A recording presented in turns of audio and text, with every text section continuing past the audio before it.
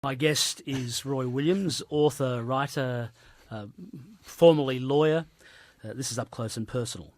So you take doubt seriously. You read atheists like Terry Eagleton. Who else do you admire who's a non-believing thinker, if you like, an atheist thinker?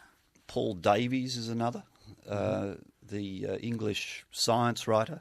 Spent a lot of time in Australia, Macquarie Uni. His books about science, cosmology, chemistry, physics, got me on the path of thinking hard about the creation issues. You know, where did the universe come from? Why is it as it is? Davies is someone who seems to me to just follow the science where it leads with an open mind. He's a self-confessed non-believer. Who says he is. He might, in fact, if you scratch the surface, I suspect there is something there. But he wrote a great book a few years ago called The Goldilocks Enigma, which is, the title refers to this circumstance that everything in our universe is very finely tuned, as though it's been set up for life. It's just right, like Goldilocks' porridge. Not too hot, not too cold, just right. So what Davies explains is that if you take the four fundamental forces of nature, gravity, electromagnetism, and what are called the strong and weak nuclear forces, which have been in existence since the instant of the Big Bang, there's no question of evolution here. They were the initial forces which govern everything and still govern everything and haven't changed. If any of those four forces were even slightly different to what they are, we don't have a universe. We certainly don't have a universe with life in it, which can, in the case of human life, begin to understand a little of how we came to be here. And Davies' argument is that intelligence, as it has evolved from those forces, is not an accident. It can't be a mere byproduct of those laws. In some fundamental sense, the human brain's capacity to understand those laws, nature, to think existentially, is built into the universe. Now, you can either give it a religious significance, or you've got to come up with some other solution. Davies has a rather eccentric solution, if I may say.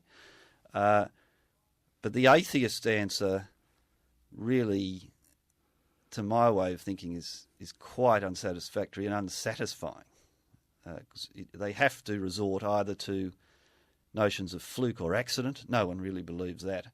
Or this rather preposterous idea of a multiverse, whereby there's an infinite number of universes. We just happen to be in the only one that is set up for life. So it shouldn't come as a surprise that it appears designed for us. That's Dawkins' argument. That's the main alternative to God. My guest is Roy Williams.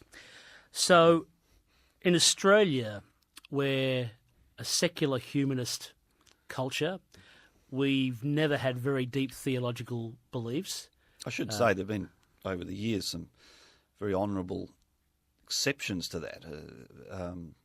And even today, I mean, a fellow like John Dixon, the head of the Centre for Public Christianity, has written many excellent books. But by and large, I agree with Tom Frame that it's not really an Australian tradition. We worship gods of a sporting kind, not a religious kind. We do. And that's obviously got a lot to do with our climate and our history. I love sport as much as the next man. But we fight over alcohol and not belief. We've had 2 coups in this country, both related to grog. Coups is overstating it, sorry. Skirmishes in the early part of Australia's formation. The Rum Rebellion, yes, indeed. Being the most well-known? Yes. Indeed, I reviewed a book last year about the history of alcohol in Australia, and by Ross Fitzgerald. Ross well. Terrific book. And I learned a lot from that. In fact, there were clergymen at the time commenting upon the way that liquor had taken over the early settlement, and was a form of currency in effect. And the clergymen sided with the people who were opposing, the military corrupt rule. But the fact that Australians have always been fond of alcohol is perhaps not unique to us, but it is part of our culture, and maybe it in part reflects some kind of basic hollowness or some, and the harshness of Australia as it was certainly in the 19th century. Alcohol is a balm that treats existential angst, as it were. That's really Fitzgerald's basic thesis, that people drink alcohol even today as an escape, as a balm, an escape, as a substitution for something that appears to be lacking.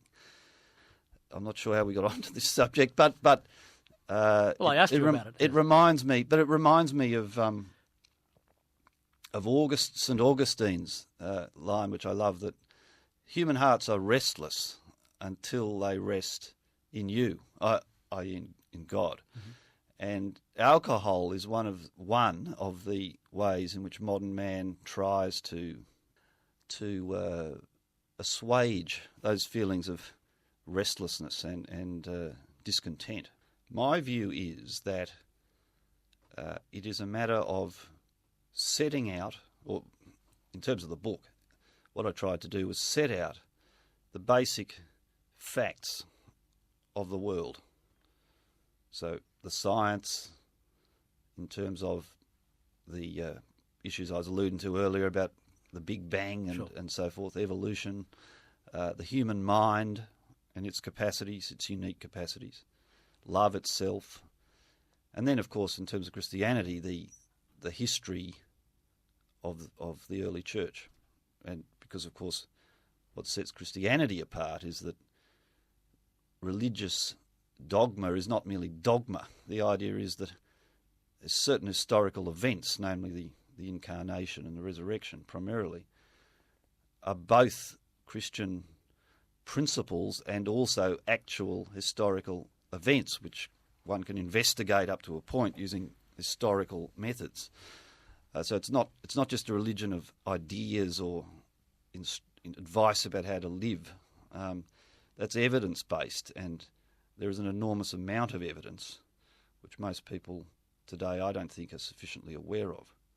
Ultimately, faith is personal, but don't ever let it be said that it is unreasonable, irrational, stupid, or Richard Dawkins and others would say, a childish delusion.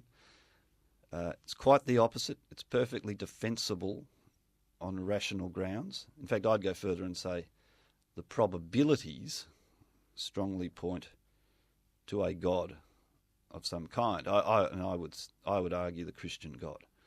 But ultimately, one needs to take the leap, the leap of faith, as Kierkegaard called it, and that is a personal thing, and that'll be done by different people for different reasons and in different ways. But the fallacy of the world in which we live, in the West, particularly in countries like Australia, that religion is like believing in fairies at the bottom of the garden, or that is utter ignorance. That sort of view can only be postulated by people who just simply haven't, in an open-minded way, looked at the evidence.